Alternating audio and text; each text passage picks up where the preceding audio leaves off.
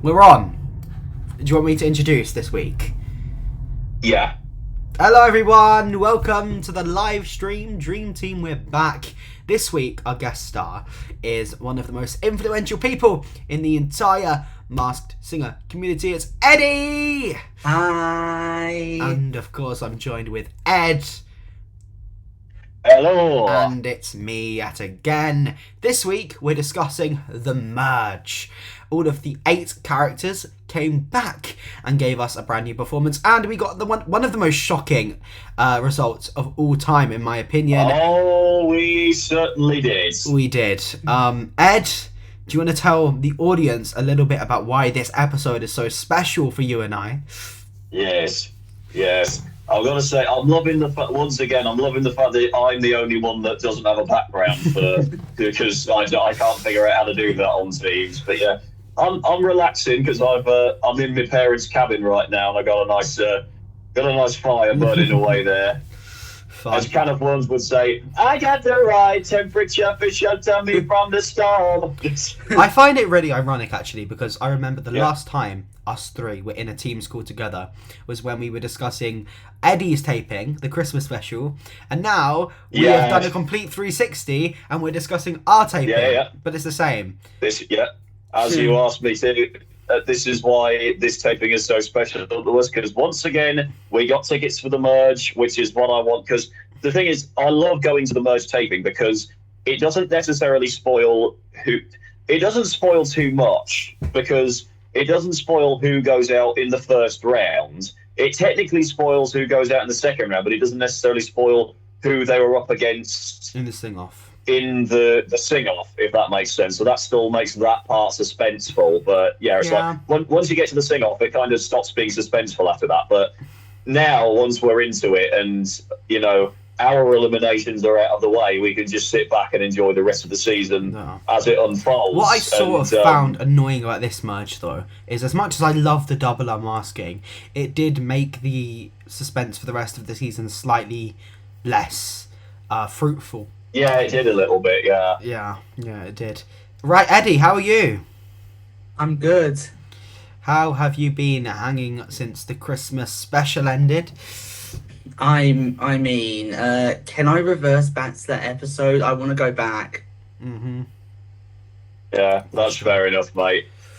It's been a wild series this year, hasn't it? It's been pretty crazy. Yeah, it certainly has been, actually. This year's been one of those years where, it's been a roller coaster, to be honest with you. Yes. But guys, should we head into the episode? Should we get started? I need to get into it. First of all, we should probably talk about the inclusion that we have been waiting to see for weeks now, which is Moldomit. Moldomit, who does have a celebrity underneath. Who would have thought? Yeah, I genuinely did not know. Clearly, the reason why this person is not a singer on the show is because they are so well known that as soon as they open their mouth, we would get them straight away. Yeah. And to be honest with you, as much as obviously I enjoyed seeing Moldomit, let's be completely honest here. It was just a stand-in for our episode. I doubt there was actually the celebrity underneath there. It really, I genuinely don't know. It could have been the real celebrity under there, but genuinely, it's a bit shit, isn't it? It's not the best costume. It's just a mascot, isn't it? Really, and I feel like for this episode, it was a little bit of just a gimmick. Next episode is going to be a big deal. I'm thinking that probably it would be a stand-in, because would they get a celebrity that well known, if the rumors are true, just to walk onto the stage, do a little dance, and then head off? Like, I mean, Taika Waititi didn't sing, so yeah. And that's the other thing with Lucky Duck, as much and Cluedo, I have to be honest, I doubt that the celebrities were actually there until the final episode they were on. That's just my opinion. Because why would the show? I don't know why the show would benefit from that, but yeah. Well, you say that, but Koen Wouters was still inside Giant Jens the entire time, so yeah. Was he? Was that actually him? You never know. Yeah, he was in. Yeah, they showed in Lee's Unmasked interview. He went into the costume fitting.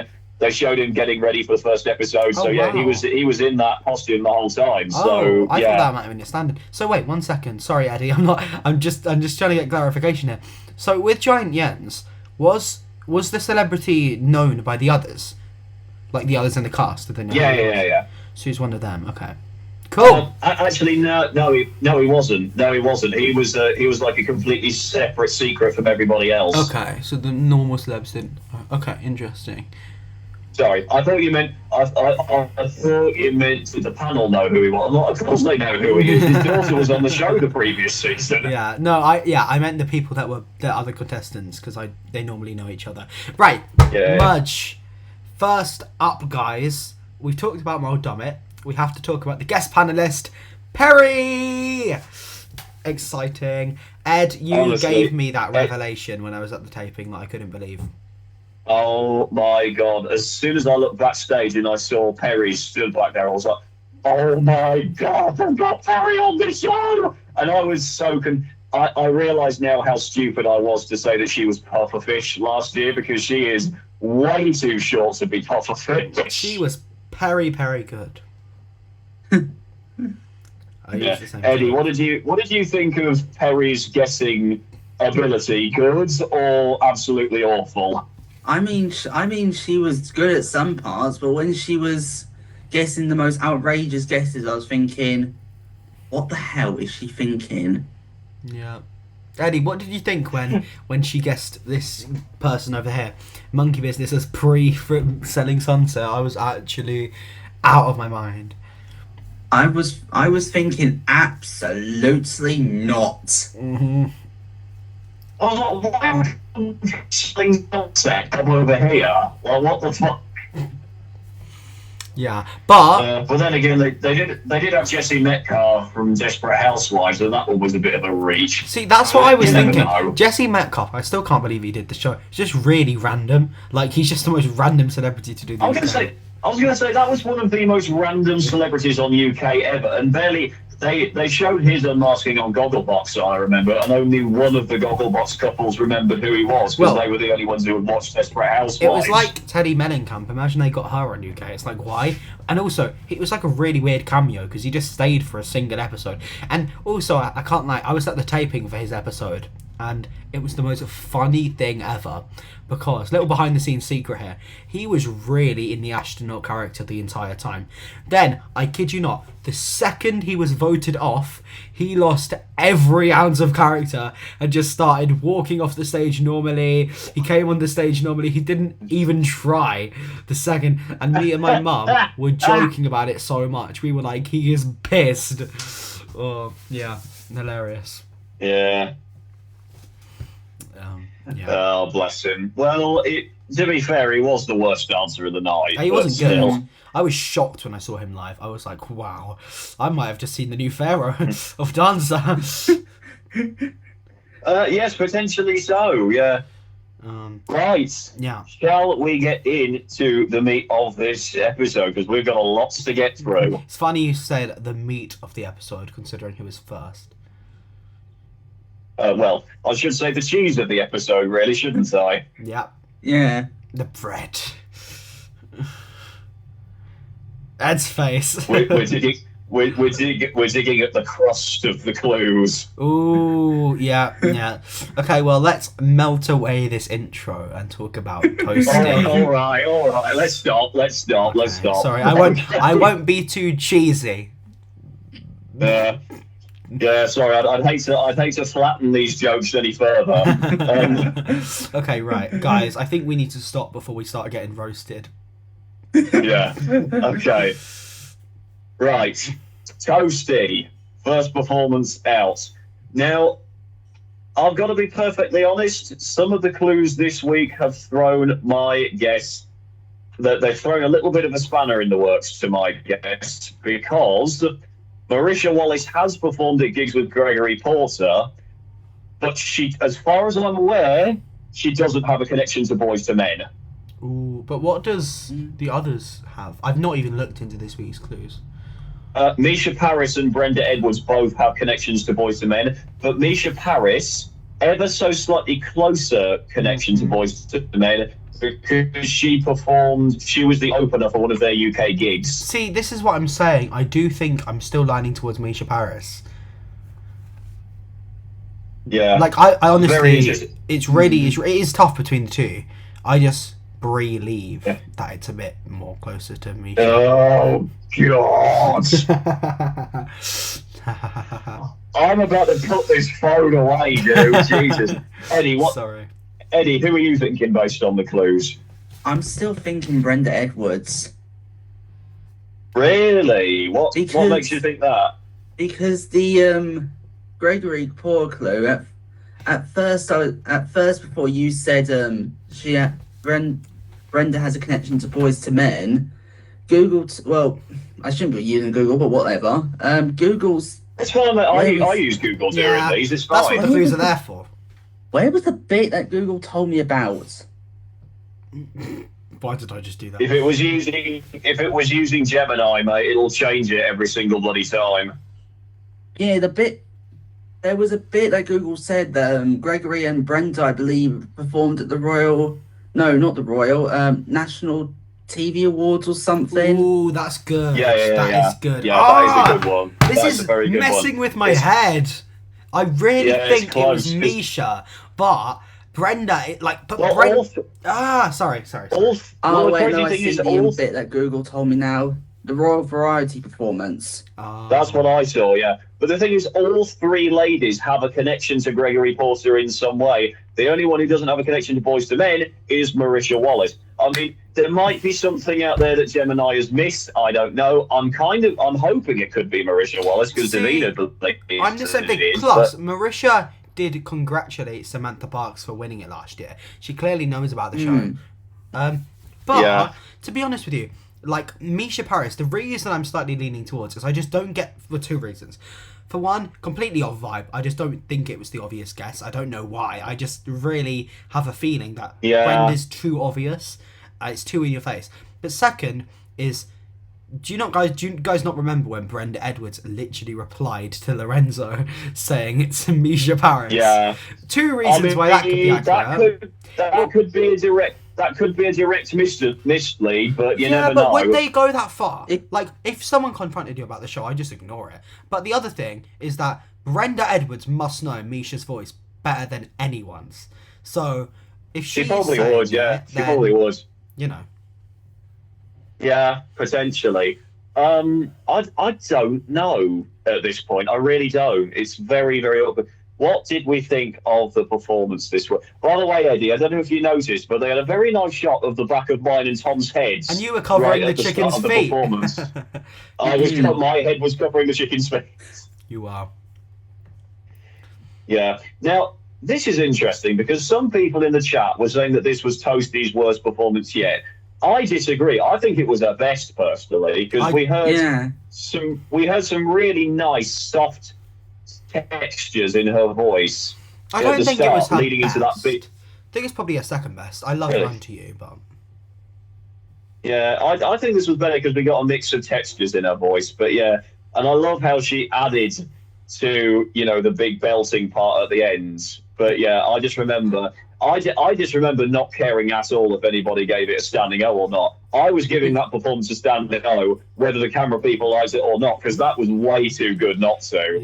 Yeah. I honestly, but the thing is, with this performance, it's one of those ones you can really pause at a specific moment and just see the outline of me and your finger lights. Like, you have to, with a lot of these performances, except the obvious ones, you have to pause at really specific times to find really me and Ed. Because we are pretty much in every performance, just some we're way more obvious than others. Yeah, I just love this. And I just remember seeing Toasty on the screen for the first time, and I looked at it and I was like, that costume is fucking terrifying. Look at the shadows. Yeah. Do you know what though? Yeah. Do you know what's funny? Okay, with me and you, with our taping.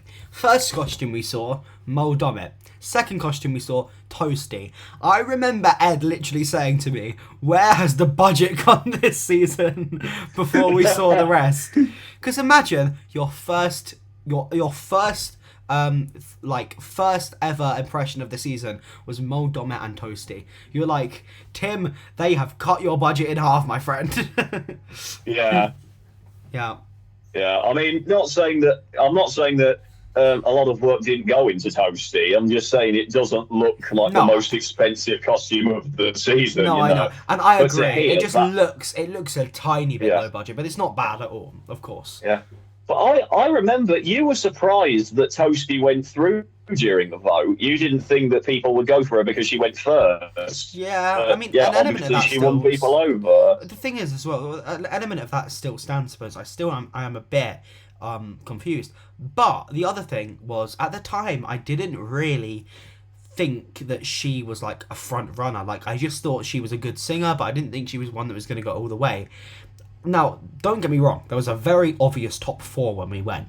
Extremely obvious top four. But Yeah. for me, I actually thought Monkey Business and Arctic Fox trumped Toasty, but obviously now I don't have a choice. So, yeah. Yeah, fair enough. I just really love this. But what did you think, Eddie? I thought that was a really good performance from Toasty. Yeah. Did we agree with which guesses did we have? We had Marisha Wallace from Davina. Now Mo said Shaka Khan, which in the taping I thought was really, really interesting, but I don't think I remember listening to Shaka's voice on Mastering UX, and it doesn't quite sound as similar.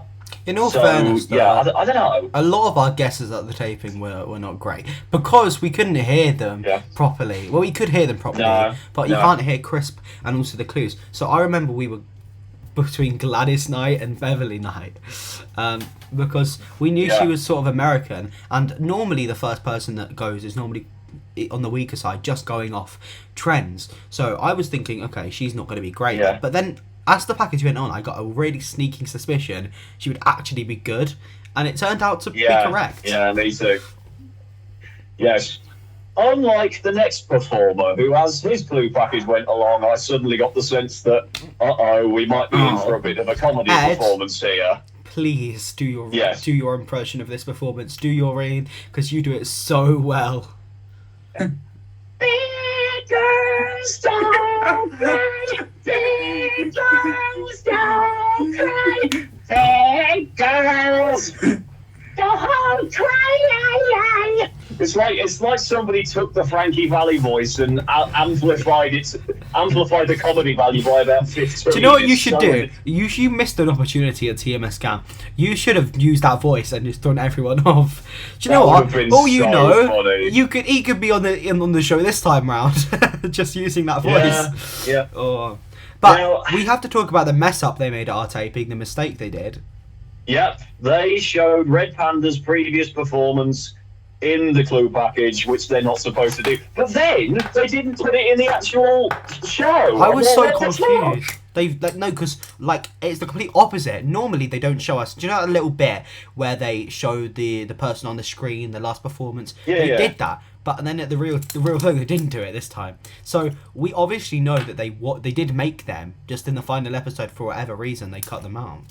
They cut them out for time constraints or whatever fucking reason. I don't know.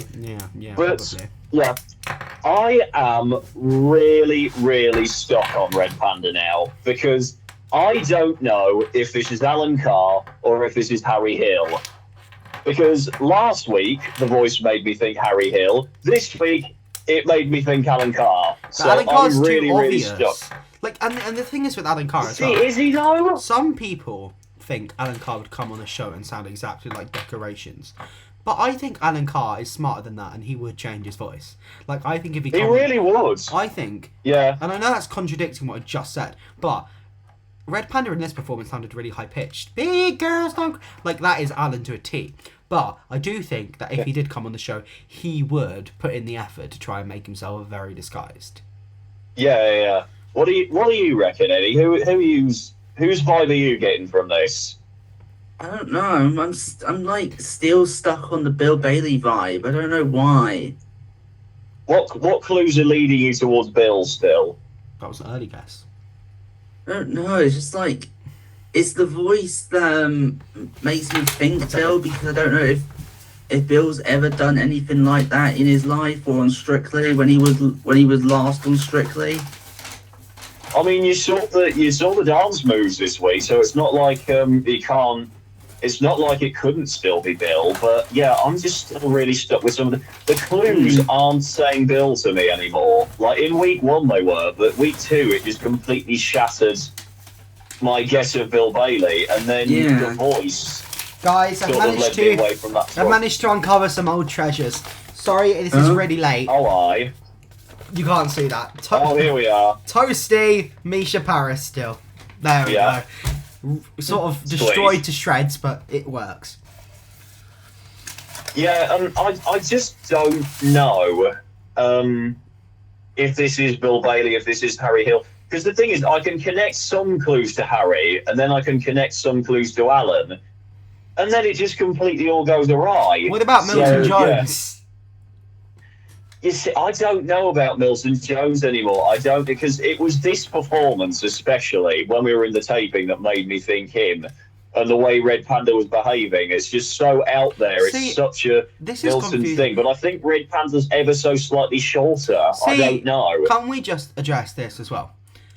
Like, to be honest with you, I really think that Red Panda is going to be one of those acts that will take it off and it's going to surprise the hell out of us. I know, because I thought I knew who Pigeon was, and then he takes the mask off. I have a feeling somehow, same with Sloth to be honest, and same with Conkers.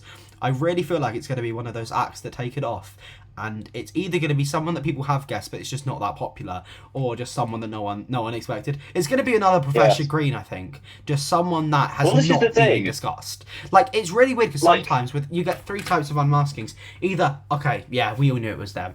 Like you up there. We all knew it was you. No one knew it was you. Or, oh, it's you! And I feel like this will be one of them. Yeah, I really feel like it's going to be that as well. I'm just so nervous for when Red Panda eventually takes it off, whenever that might be. I don't know shit anymore based on how this season's going. I really don't. But yeah, oh God, could you imagine if this was as your winner of the season for like Masked Singer SA? Oh no, guys! Red Panda, Sloth, and Conkers final. Let's go! Oh God! But yeah, it's just really taken me in so many different directions, and I'm fully prepared for me to be proved completely wrong. If he takes the mask off and I see a bald head under there, obviously I'm gonna know it's gonna be Harry Hill. But I'm just. You're kind of drawing me to the Harry guess now, but I don't know anymore. It's like last year. I was really leaning into a northern person with Kingfisher up until week 3 when he mentioned that he lived south of the river, and that was what put me on the Grayson Perry train. It's just so obvious. Sort of thing. Yeah, it really is. But yeah, Red Panda is a master of disguise, and that's what's terrifying about it. Yeah. What did we now? Personally, for me, this was his weakest performance of the whole series. Yeah. I remember I was a few seconds behind, and I had got a text from, I think it was Drawings on Discord, saying Panda's a bit shit this week, and I was like, get in, because obviously I'd said Red Panda's not very good. Then he opens his mouth and he's actually decent. Now at least people could see I was telling the truth and he was shit all along. And people are like, "Oh, you said he was that bad. You underestimated him." I'm like, look, guys, now you can see what I actually heard. Really, was I underestimating him? Yeah. This is the thing. Like, the first couple of weeks, I liked the way that he was disguising his voice because I thought it really fit with the songs he was doing. This week, I felt like he did himself dirty. Yeah. Which is a shame. And I do think, unfortunately, this was the worst performance of the night. Yeah. So how in the fuck the panel saved this? Oh, they're on something. They're on something. And I got told, sorry if I'm outing you on here, I have nothing against the person that said this at all, I just thought it was funny. Someone put in my YouTube comment section that I'm the reason that Monkey Business got eliminated. Because I didn't vote for her. And I'm like, what? Like, sorry, this is the audience make a decision, okay? But the panel are the ones that, like, they're the ones that didn't. I voted for Anton, and they still kicked him off. And I saw someone on Reddit saying that they were at the taping and they voted for Anton as well. And I can guarantee you, Anton Dubek got more votes than Red Panda. There's no way he didn't. And the panel... I can guarantee that as well. And yet the panel... Because it was the vibe in that studio at the time. When he performed Women in Love, it was an old classic. Everyone loved it. Yeah. This is the thing. Both of them sang old classics. So why the panel didn't go with seemingly the majority? Because Red Panda was the only performer that night who, I remember after the performance, didn't get people chanting the name afterwards. Because I think... And then, like, when the judges were about to cast their vote, one random guy in the audience shouts, "Come on, Red Panda." And I'm thinking, has that influenced Mo's vote all of a sudden? Has he changed his mind? I'm like... This is the thing, right? I would understand, okay, as much as it would be shit, I would understand if he was the only entertainment act. But we've got Can of Worms, Conkers, and Sloth. It's hardly like we're going without any entertainment. Like, I just find it so messed up. But the fact is, like, I was definitely not underestimating him. He's really not a great singer.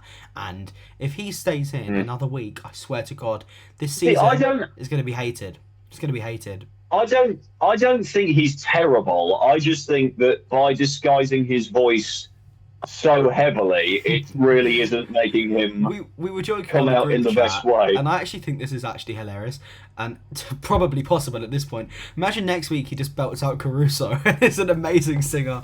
Like the amount no, I'm being genuinely serious. The amount that he's changing his voice, I would not be surprised if he pulls a plush here and just does Caruso next round. That would be so funny. Don't even want to think about that. Yes.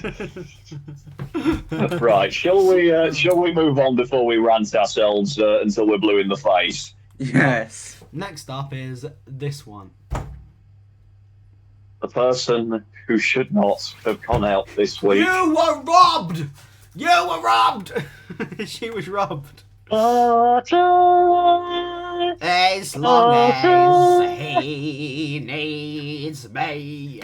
Oh, monkey business.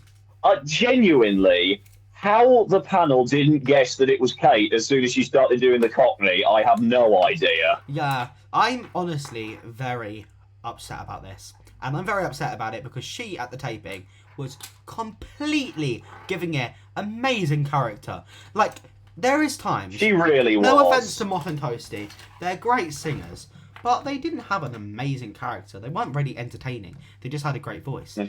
Monkey was really entertaining. You don't understand. She's so in character. This is why I don't get that people voted her out. And this is the thing. People online, I've literally read people online saying Monkey had no character. If you were at the taping, you would see how much character she had. She had tons of bloody character. She was getting down into that audience, making sure she was handshaking every person, giving high fives. Everyone. She was the first one that did that, and then Arctic Fox and Conkers and the rest were like, "Yeah, we're gonna do the same thing now." Yeah, I remember. I remember. So basically, Monkey Business came out. She was giving high fives to all the kids. The guys were trying to rush her on stage because she was dormant a little bit, bless her. But she was so sweet. And then I have been trying to convince myself for weeks that maybe this performance wasn't as good as I thought it was in the taping, and perhaps that's why she ended up getting... But I've been trying every justifiable way in my head to think why she could potentially have got voted off. And then I heard it and I was like, it's her best performance yet. Why has she been voted off? It was so good. Why? And that is a thought I had at the taping. Good. At the taping, I thought... Afterwards, like, I had the same thought. I was like, was it that good or was it the like? Because sometimes when you're in the studio, the voice, as I said, it isn't amazingly clear, and obviously you have the lights, you have the nice blue. So sometimes you, even if they're a bad singer and they sing a ballad, you could actually think it's pretty good, because of the atmosphere. But no, when the performance recap played, I was like, wow, she absolutely cooked that performance. Yeah. You really did. Eddie, what did you think, Eddie? Yeah. I thought that was a really good performance for Monkey Business, to be honest. Wait, Eddie, I have a question. Do you think that Monkey Business should have gone out before Arctic Fox if those two had to go, or it should be the other way? I don't know, because none of those two shouldn't have gone. This is the thing. She did give me 8th place vibes. I don't know why, even though she was better than that. But for me, this entire competition, Arctic Fox has been ranked over Monkey Business. I get it. He's really good, and even in the results, the same thing happened. In my opinion, Monkey Business was better though. I can't lie. No, I'm sorry. Anton's got a better belting voice than Kate does. See, I'm sorry. even in the result, Anton Dubek managed. I love how I'm not using Arctic Fox anymore. Arctic Fox had a better voice than. Arctic Fox, for me, well, he ranked higher than Monkey Business, but in my opinion, she had better vocal control. I can't lie. I personally think that Anton's voice was just that little bit better, but that's just my opinion personally. Well, he's up next. We've got to talk about him. Yeah. Oh my God. I just gotta say because I remember in the earlier parts of the competition when I was trying to justify Amanda Holden being Monkey Business because I really set in on that at the taping, and then you mentioned Kate Nash, and I couldn't find clues that fit for Amanda. Then I looked up the clues and compared them to Kate that we saw at the merge, and immediately everything clicked. So I was like, okay, Tom's definitely got this one in the bag. I'm not gonna lie. I have to be it's public information. Kate, as soon as she got unmasked on the show, changed her entire Instagram profile because she probably knows a bunch of kids were going to be looking at her profile. And if you guys have seen that profile before, you'd understand what I'm talking about. Yeah. I really hope those kids' parents haven't told them what she did to fund her tour, but fair enough.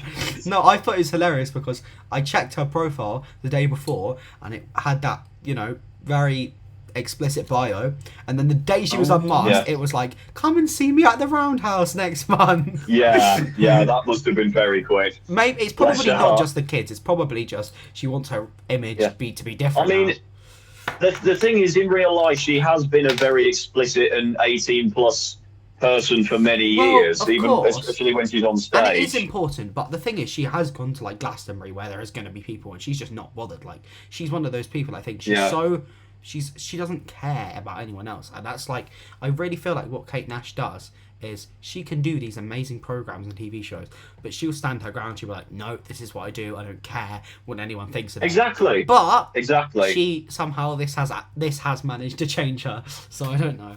But yeah. Bless her heart. Didn't she look amazing with the head off as well in that suit? Yeah. She looked so good. But she did have her shoulders like Faraz from The Traitors. She had her shoulders like that, when she's wearing the head, you don't even realise that it has those shoulders. It doesn't look like it. When it comes off, she looks like she's in a T. Yeah. Right, on to my main man. I should not have been voted out this week. I'm so upset. I am so unbelievably gutted that he didn't come down the main door in the Malmaison and he and Craig snuck out the back way. And headed to the Utilita Arena. Do you know Poppy by the canal path from Strictly TikTok? Poppy, I think she got to talk to him. I'm not sure if she mentioned Mars Singer, but I saw the video earlier. It wouldn't load, but yeah. She doesn't like me. Oh, does she know you? No, well, she's seen me a couple of times, and I'm friends with someone that she's friends. Honestly, when I walked downstairs to say hello to my mate Edo, she turned around and she gave me this unbelievably dirty look. Why doesn't she like you? I was like, girl, why are you? I think it's because I openly support Shirley, and Poppy doesn't like Shirley. They're in contention to try and be. Yeah, there's like a big amount of drama between those two. That actually really upset me because I really liked Poppy's content, but if she's doing that to you, then I don't know how to feel anymore. Well, the thing is, she doesn't speak to me, but I can tell. You know when you just get a vibe about something. So at least she's not said it. Because she does strike me as a very nice person. But I don't know. I just think she wants to be like the top Strictly TikToker, and the fact that Shirley's ahead of her right now isn't. Like... No offense to Shirley at all. Love her content, but I found out she was like 35 the other day. I was like, what? Yeah. What? Yeah, she's very young looking. I thought she was 18. I thought she was 18. She's she's married. Wait, she's married? Did you not know that? She's married. Yeah. Next thing I know, she has a kid. It's crazy. Yeah, no, she definitely doesn't have kids. No, her husband's autistic, and I love him. I've seen it. Bless him. He's a very sort of nervous and not that much of a social type. But he's a lovely guy. I saw Shirley last month, in person, I'm not going to say where, just in case. I'm pretty sure she would have published it on socials, but I saw Shirley. And I'm very surprised. I am very surprised. Yeah. Did you speak to her, or did you? Well, I didn't speak directly to her, but we were speaking to the person she was with, so she was sort of there in a way. Yeah. I've got to say, when I saw her reaction to Arctic Fox's first performance, I was like, "Thank God, girl! If you did not recognise Anton's voice, I would have driven all the way down to Kent. I would have driven all the way down to Kent and bitch slapped the hell out of you until it clicks in your brain." No offence to Poppy, but Poppy, once again, she goes to like every single Anton Dubek gig and hasn't even made a video about him being on Masked Singer. And I asked her once why, and she said it's because she didn't think it was Anton. And I was like, really? So I wonder if she will make some content on it now. We'll see. How did you? Now, I will say this, because a lot of people online were saying, how the hell did the judges not guess that it was Anton straight away? I didn't know that it was Anton when we first heard him perform because of the echo in the studio. I couldn't hear his voice. You did mention his name. You did say it could be. It wasn't, no, not during the main performance. It wasn't until, because Davina mentioned his name in the guesses, and I thought, he's done drag, that's interesting. That might have been when Then they played the replay audio during the votes. When they do the recap of all the performances, and that was the moment where I heard it, and I was like, "That's Anton." That must mean you're such a big fan. That voice. Because, in my opinion, "Woman in Love" was the performance where he actually disguised his voice the most. In Golden, Let's Get This Party Started, he sounded more like his speaking voice. Maybe it's the song. Maybe it's the fact the song has more of a flow and it's more of a rhythmic song. But he didn't. It didn't sound. I mean, obviously it was Anton. It sounded like him, but it didn't sound like on the nose like the other two. I thought. Yeah. I've got to say, that was a very clever clue that they put in there about him being a vet, because he has done tons of jobs before he became a professional dancer. He worked in a butcher's, he worked in a baker's, he was a newsagent. Yeah, he used to box as well. He got fired after his first week as a paperboy because he did it when it was snowing, and he just dumped his paper bag on a street corner. I think Anton is hilarious. Absolutely. I'm really upset because I mean, there is an argument to the fact. Did the judges get told it was Anton? Was it actually rigged? But he looked genuinely upset when he was voted out. I genuinely think that wasn't any production. I don't think that was intentional. If I was the producer, I'd want Anton Dubek to go the whole way. Like, there's no way. He's such a big star, and the fact that after he was unmasked, he said how much he wanted to do the show, which really confuses me. Because no offense to acts like Kate Nash, she is an incredible singer, but let's be honest, Kate Nash is not a huge name, and like, when they have people like Anton Dubek saying, "I've wanted to do the show for years," I think even like Sheridan Smith has said that she wants to do the show. Why are you getting Kate Nash instead of them? Like, I get his budget, but like, also, this is no offense to Kate Nash. I like her as a person. I'm really glad she's got the opportunity. But just from a production point of view, surely it would be better for the show to have people with a bit of higher caliber of popularity on the show.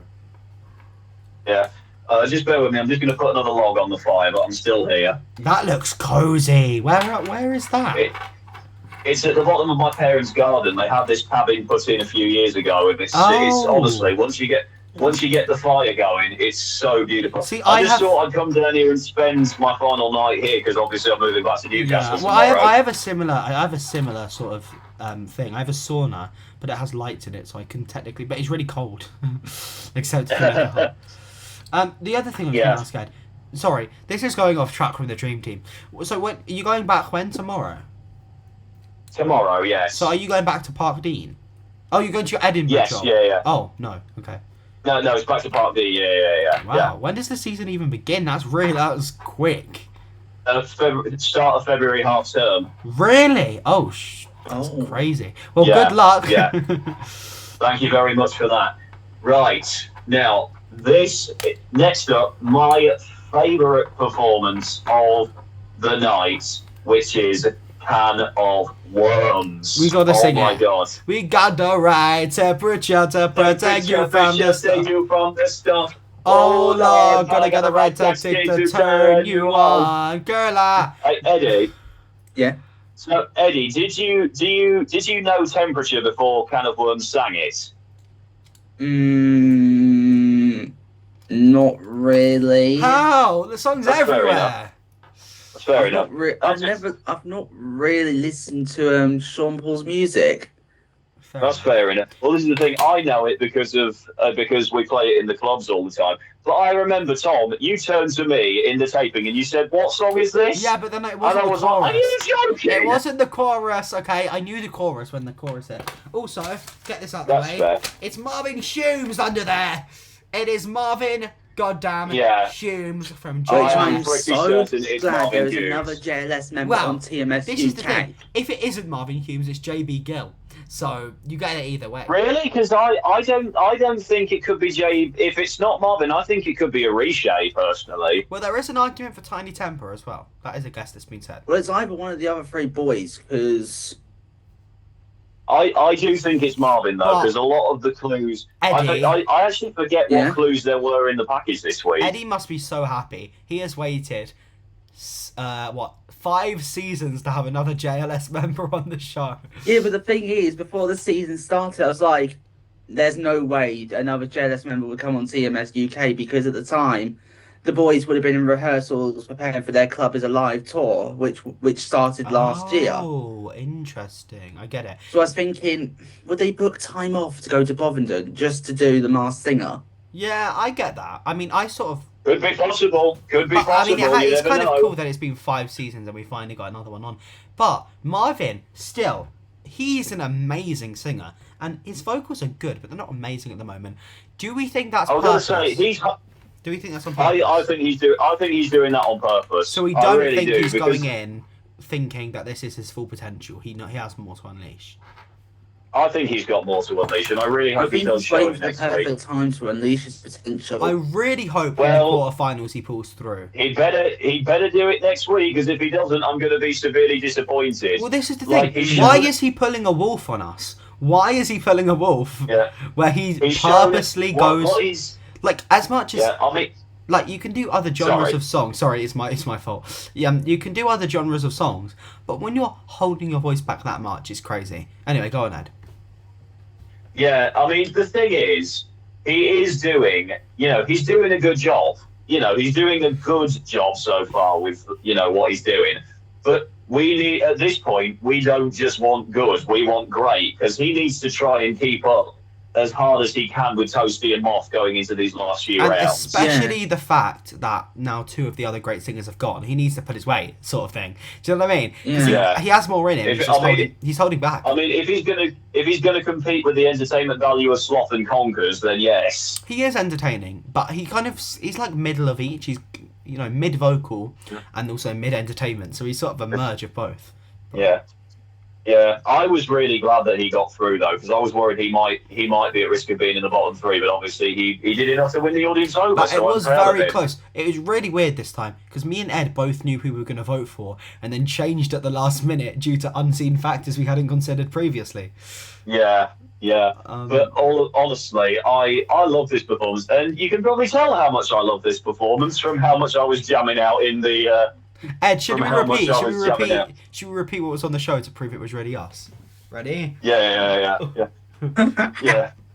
I'm not gonna lie.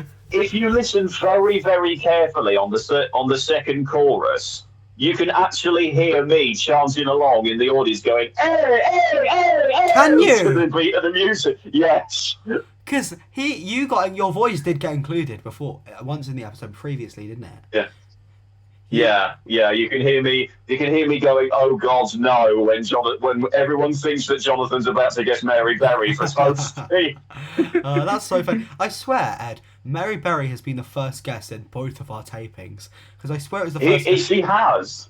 It was the first guest by Jonathan for Bush last year when we went, and now it's Toasty. It's like maybe it's Natalie Cassidy under there. It's so funny. Oh God! It was what like a switch that would be. Eh? Sometimes when you or me, when we scream something in the audience, we don't actually think it's going to get aired.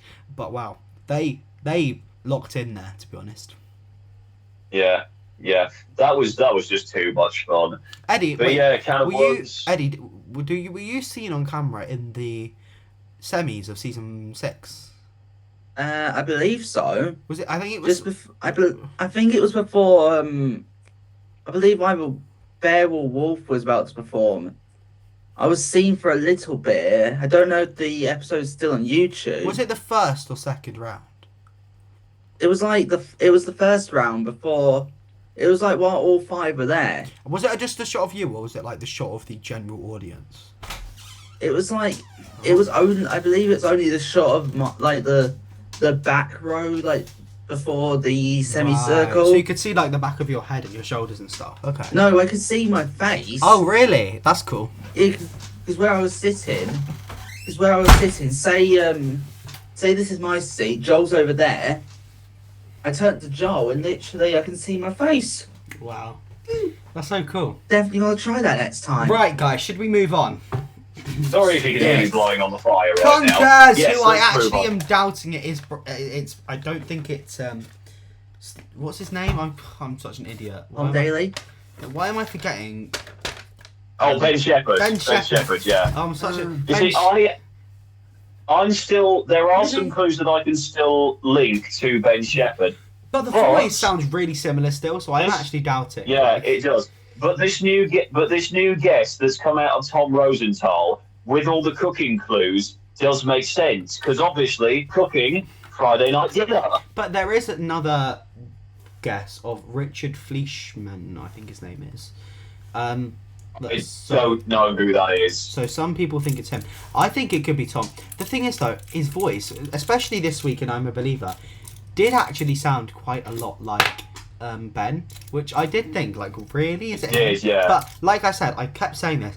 Conkers seemed younger than Ben. I think he was younger, and Tom would fit that. How old's Tom? He's quite. Is he 30? He's 30. He's 38. Oh, so he's actually okay. Yeah. But I remember, I turned to you in the middle of his performance, and I said, "That sounds like Ben Shepherd."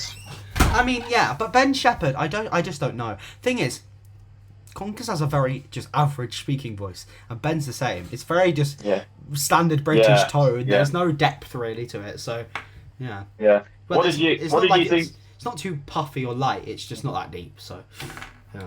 You know what made me laugh? Some people said that this was Conker's worst performance yet. No, it bloody wasn't. Have they listened to Jump Around? Are they kidding? Yeah. Wow, that's mad. That's mad. What did you think, Eddie? Did you like this performance this week, or did you think his first one was better? I liked this performance this week.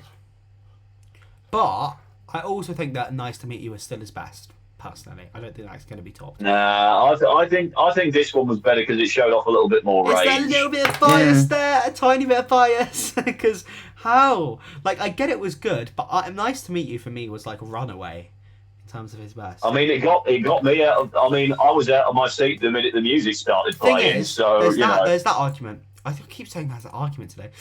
There is that, but then also there's the realization that next week he is actually, by the looks of it, doing a ballad, and it looks like he's doing a slow song. I'm very excited to hear that. But I just think that sometimes it is good if a performance brings you energy, but the vocals have to match. Anyway, go ahead. Could this possibly mean though that we're going to get our Dippy Egg Kingfisher elimination next week with him doing a ballad? Because remember, they did slow songs and they went out in the quarters, so this might not serve him well. Yeah, I mean, Dippy Egg doing Moon River, I keep forgetting about that. That was a great performance. That was a really great performance. I'm curious to see how Conkers does with the ballad next week. I really hope he does well. He's shown a lot of variety, and I'm very happy that he's really not that bad. He's not. And the way he's able to use that mask is insane. And I keep saying this, like, at the end of the day, the final now is obvious. And the fact that I've said this, I'm making like a little review video, it's not out yet, but the fact that there's a 50% shot an entertainment act can make the final is scary. Like, we're more than definitely going to get a Bigfoot this time. But as much I am very nervous about that. Well, the thing is, I think we are going to get. I think the final probably will be Moth, kind of Worms, Toasty. But actually, I wouldn't be mad if it was Conkers either, personally. What if it was Red Panda or Sloth? Sloth, I get the feeling that it could be Sloth. I'm not gonna lie.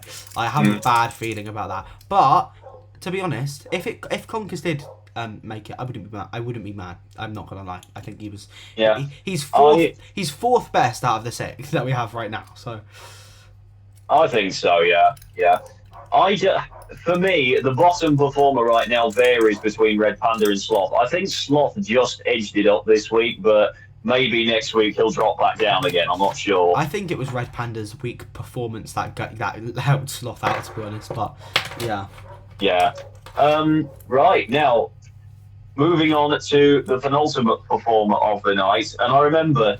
Do you remember, Tom, when the song started, you were like, "Oh my God, it's somebody that I used to know," and I was like, "No, it's not." But how could you tell before it began, though? That's why I couldn't tell the difference. I just knew that with the fact that Anxiety had come out this year, they'd gone with the cheap song pick and picked something popular. Right. Yeah.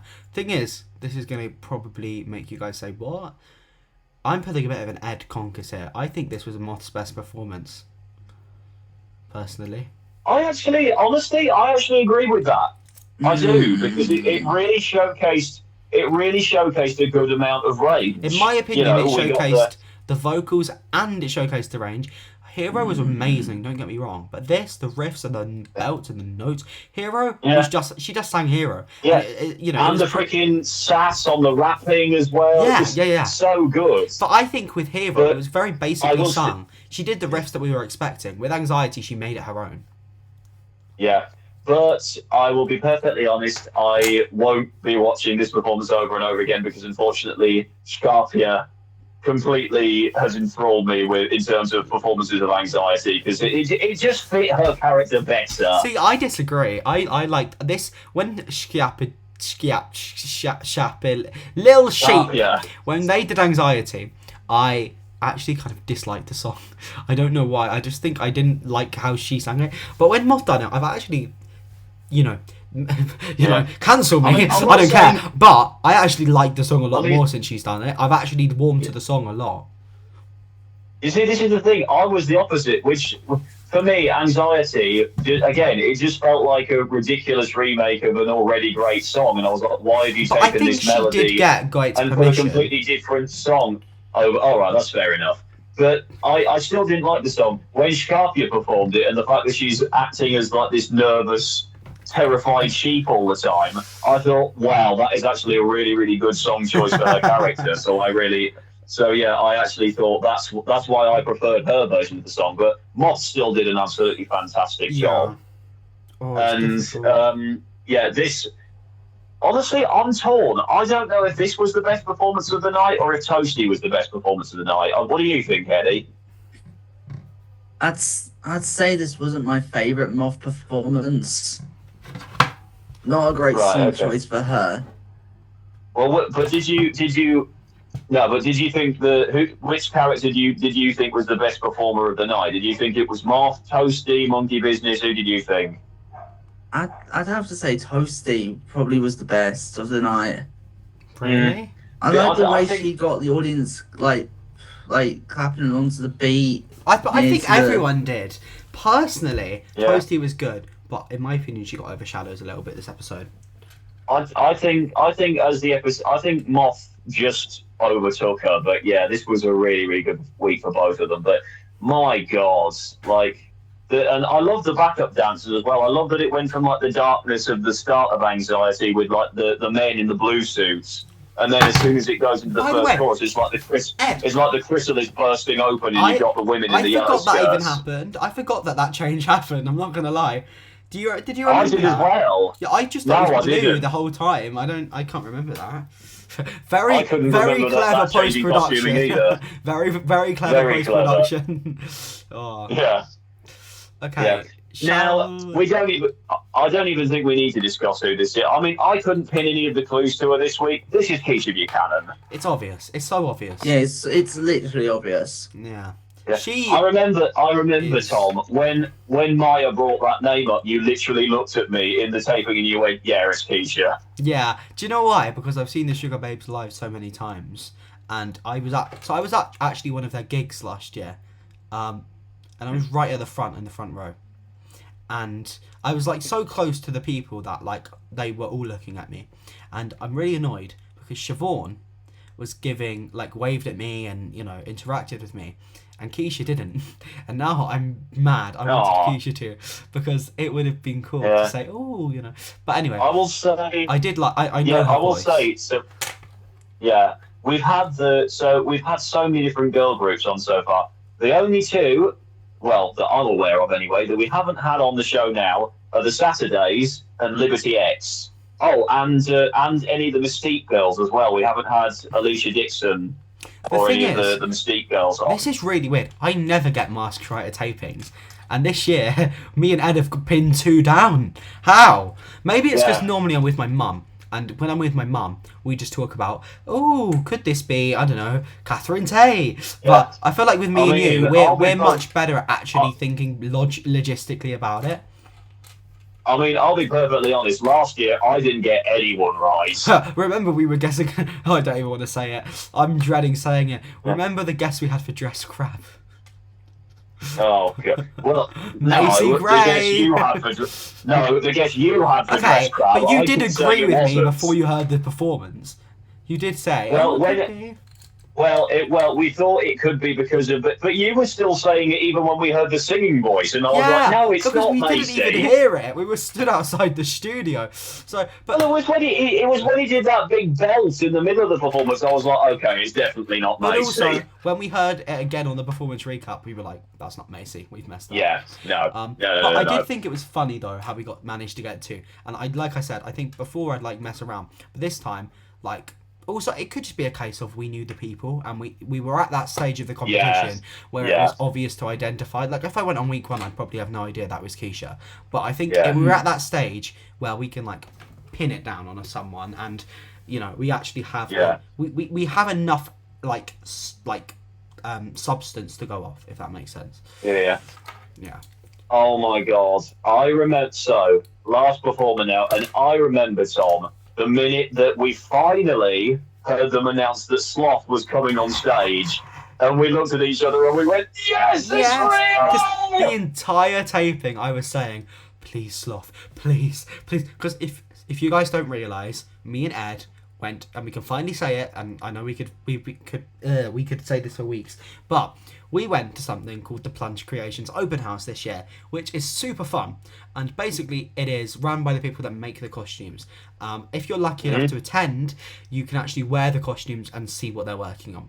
Now, we managed to have Go on, Ed, go on. Explain. Sorry, and at said open house, we saw the Plushers pre-production. Yeah, well, I think they might have been done. I don't know. They were like... Well, they were either done or close to being done, Yeah, but... We also saw, Ed, what did we also see at that open house? We saw a concept art piece tucked away right at the back of the workshop of Sloth. Yes, so we knew exactly what was coming. We didn't know if it was for Belgium or UK, but then when the Belgium lineup got released, we were like, okay, so it's for UK. And then it just feels so good seeing the costume come from, literally seeing it come from a drawing to an actual person on the stage. Because you guys don't understand.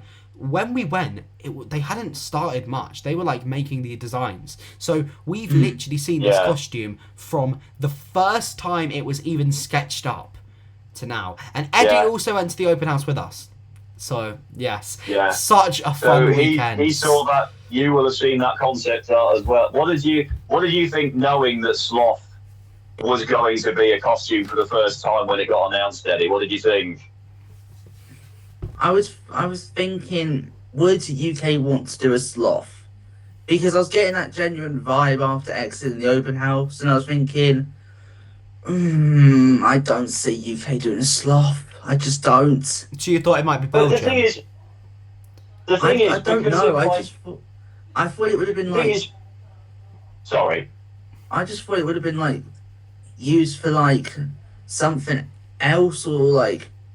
If it was going to be for Belgium, but when Belgium announced their masks, I was thinking, seems like a typical UK mask. But the thing is, sloths are so popular in the UK right now because of the Scientology ads. They're used as like Yeah. They use as like hot water bottle decorations. There's so many kids' cuddly toys out there that are sloths. This is the perfect time But for also, UK to get a sloth mask on the show. I see where you guys are coming from, but with the sloth at the open house, like everyone was obviously, we can't jump ahead of ourselves, but we know Plunge Creations makes costumes for a bunch of different shows. So the fact that we saw a sloth, some people were like, actually, that might not be for Masked Singer. But I knew it was for Masked Singer. Do you want to know why? Because why would there be a giant sloth concept art? And Tim had just told us we just created the designs. What's the chances of a random Masked Singer looking costume? And I mean, the other shows that make costumes for do not look like Masked Singer costumes at all. They look distinct. This looks like a TMS costume, and it was in the exact same style as the other concepts. So I was like, no, this is Masked Singer one way or another. Do you know what I mean? So yeah, exactly. Yeah. But I just love this costume, and I remember seeing Sloth peeking his head out from backstage. Oh yes. And the fact that it was exactly as it had been designed in the concept art, I was so happy that they hadn't changed anything. Stu said Sloth can be a little bit scared or a little bit slow coming out. We just thought he was exaggerating. Sloth was so slow coming out. Like, we thought that was just an expression of speech, a joke. But no, he was in and then out, and he really put the audience on his side, didn't he?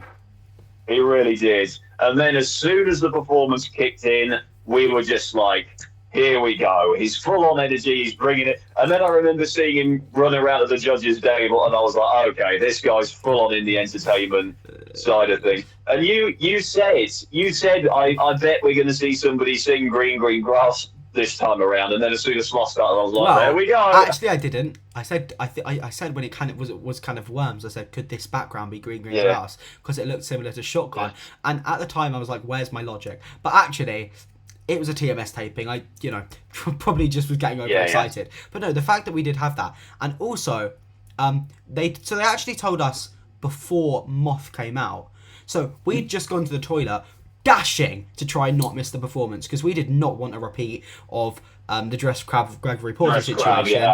And also, it was Moth. And we were sure Moth was going to be good. I mean, how can a costume look like that and not be a good singer? And then as soon as we come back, you arrived back first, right? And then I came afterwards. And you just, and I'm pissed I missed it, because you said to me, you never guess what they've just announced. They've just announced that the final costume is Sloth! And then we just burst out in excitement. Oh, it was so exciting. Yeah. And then we were having that whole debate of, is he going to be a good singer? Is he going to be a bad singer? You were saying bad singer, I was saying good singer. The thing is, he's not terrible. He's carrying the tune, but he is getting so out of breath from doing all of those energetic moves the entire time. He doesn't care about vocals. But I do remember at the taping, like the specific line I remember is, "This is a heist." Like when he says that, I've known about that line since we went, and I could repeat it for you. Like even November, December, I could say that line. So to hear it on TV in that exact way. But the thing is, as well with Sloth, is like obviously I thought he would be pretty bad. But when he started singing, I actually thought, hold on a second, this is a really unique voice. And I thought it was just for Green Green Grass, but no, then he opened it the first time he sang. I was like, oh, great. I was hoping that I'd actually hear something unique, but it's just the same thing he does every single week. Well, the thing is, this is actually the first time he's tried to disguise his voice. Well, I think he's almost... It was a little different.